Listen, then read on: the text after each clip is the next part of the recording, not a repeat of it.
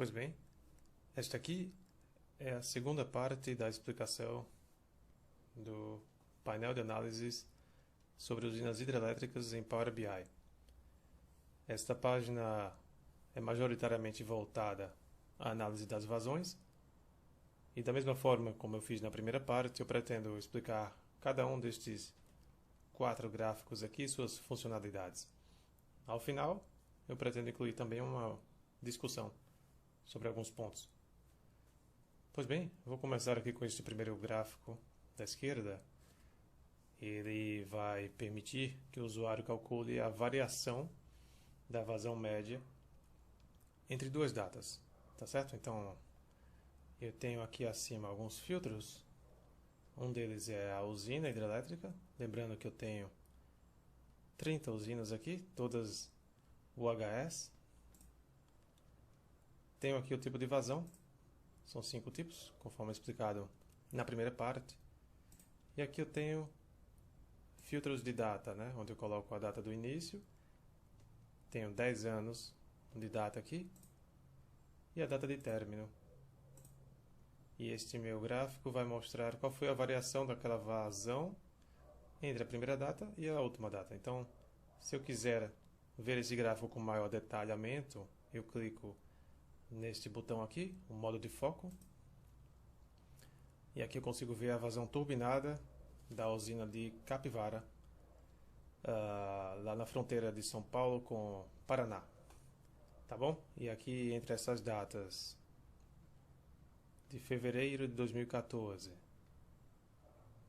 e setembro de 2014, eu estou vendo que eu tive uma queda de vazão turbinada de 8%. Tá? Se eu quiser alterar essa data e saber quanto que foi a variação, por exemplo, entre julho de 2015 e abril de 2016, eu só volto lá e insiro as duas datas, julho de 2015 a abril de 2016 e volto lá. E aqui eu tive um acréscimo de 64% da vazão turbinada, tá bom? Então eu vou agora para o segundo gráfico, vou pegar esse aqui de baixo. Esse segundo gráfico vai permitir ao usuário calcular a vazão média num período especificado. Então eu tenho aqui a série histórica de vazão natural, de Sobradinho. Digamos que eu queira saber a média de vazão afluente digamos, no segundo semestre de 2017. Então eu venho aqui, coloco a data inicial em julho e eu tenho que a vazão média no período foi de 546 metros cúbicos por segundo, tá bom? Então essas são as opções nesses primeiros 2 gráficos. Então vamos ao terceiro gráfico. Este gráfico ele vai trazer algumas informações a respeito da situação do reservatório. A primeira informação é a cota média, entenda-se por cota média a altura da água do reservatório em relação ao nível do mar, né? E as outras 2 informações são essas linhas de referência aqui.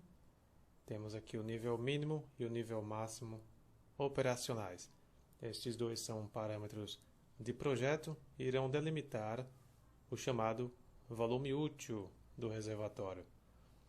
E o que é volume útil? Volume útil é o volume de água disponível para geração elétrica, de modo que se a cota, ou seja, a altura da água naquele reservatório, cair abaixo do nível mínimo operacional, significa que o volume útil do reservatório atingiu o valor zero. Ou seja, o reservatório está em volume morto e não é mais capaz de produzir energia elétrica. Tá bom? Então, os filtros deste gráfico estão lá em cima. Você tem um filtro para a usina e outro para a data. Se você quiser ver essas datas aqui, que estão representadas como anos, né? Se você quiser ver um pouco mais de detalhe, basta você ativar esta setinha aqui para baixo e você escolhe o ano que você quiser e ele vai te mostrar as cotas médias por trimestre, tá bom? E se você quiser mais detalhes de algum trimestre específico, você clica nele que ele te mostra os meses. Para voltar àquela página, àquela situação inicial, você só clicar aqui na seta para cima, uma e duas vezes. Por fim, temos aqui uma tabela com o coeficiente de variação por vazão. Vale lembrar que o coeficiente de variação de uma série de dados é a razão entre o desvio padrão e a média aritmética daquela série. O menor valor que o coeficiente de variação pode atingir é o 0%, no caso de todos os valores da série serem iguais. E não existe limite máximo, ele pode inclusive superar o 100%, como por sinal aconteceu aqui na vazão vertida em 2016, na usina aqui de Marimbondo, né? Esses dois filtros aqui de usina de data irão afetar tanto esse gráfico de cotas médias como esta tabela de coeficiente de variação. Então, a explicação das funcionalidades desta segunda página está concluída. A próxima página irá trazer mais indicadores sobre as condições do reservatório e eu devo fazer um vídeo em breve